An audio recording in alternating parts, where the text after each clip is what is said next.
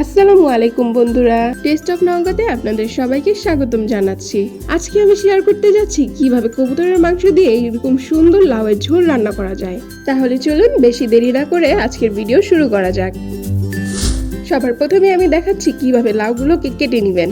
লাউগুলোকে এভাবে চারকোনা আকারে কেটে নিতে হবে, এতে করে লাউ দেখতে সুন্দর হয় এবং খেতেও মজাদার হয়। দেখুন বন্ধুরা, আমি কিভাবে লাউগুলোকে কেটে নিয়েছি। এখন লাউগুলোকে ভালো করে পানি দিয়ে ধুয়ে নিব।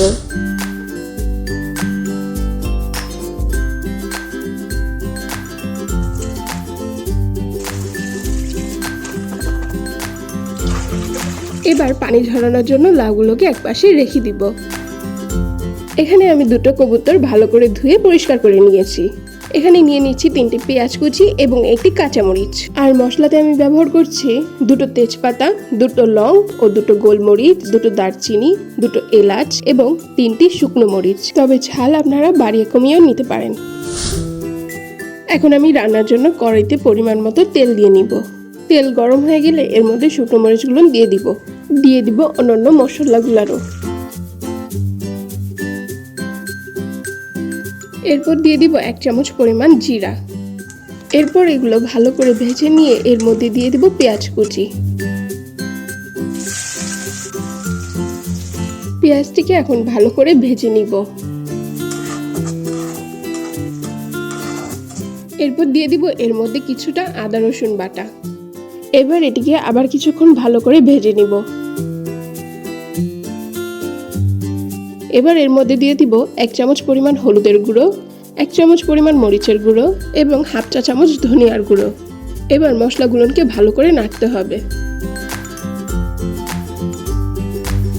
মশলাগুলো যেন কড়াইতে না লেগে যায় এই জন্য দিয়ে দিব আমি হালকা কিছু পানি।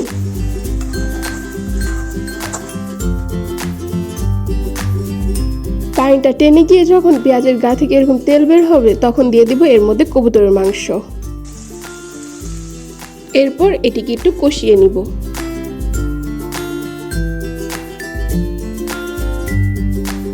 এখানে আমি সামান্য কিছু পানি দিয়ে কবুতরের মাংসটি কষিয়ে নিব। কবুতরের মাংস এমনি সাধারণত নরম হয়ে থাকে, তাই এখানে বেশি পানির কোনো প্রয়োজনই নেই।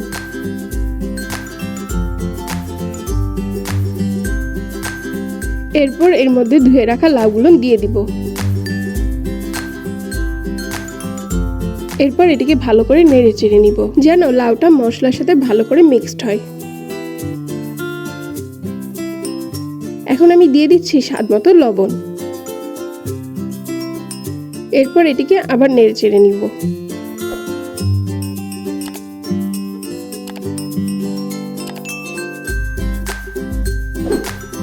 এবার লাউটিকে ভালো করে ঢেকে দিব যেন লাউয়ের গা থেকে পানি বের হয়।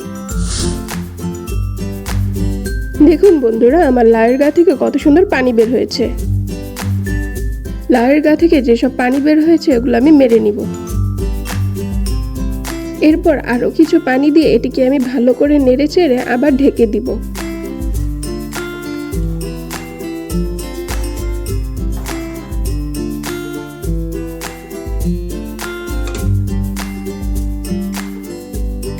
দেখুন আমার লাউগুলো কত সুন্দর সিদ্ধ হয়ে গিয়েছে।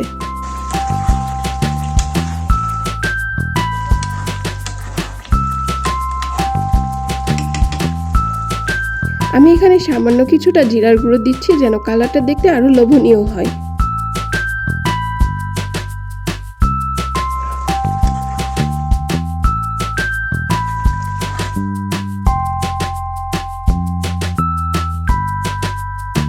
দেখুন আমার লাউয়ের কালারটা কত সুন্দর এসেছে। তাহলে চলুন এবার এটিকে পরিবেশন করি। এরকম লোভনীয় তরকারি থাকলে আর কি লাগে বলেন তো। Just wow.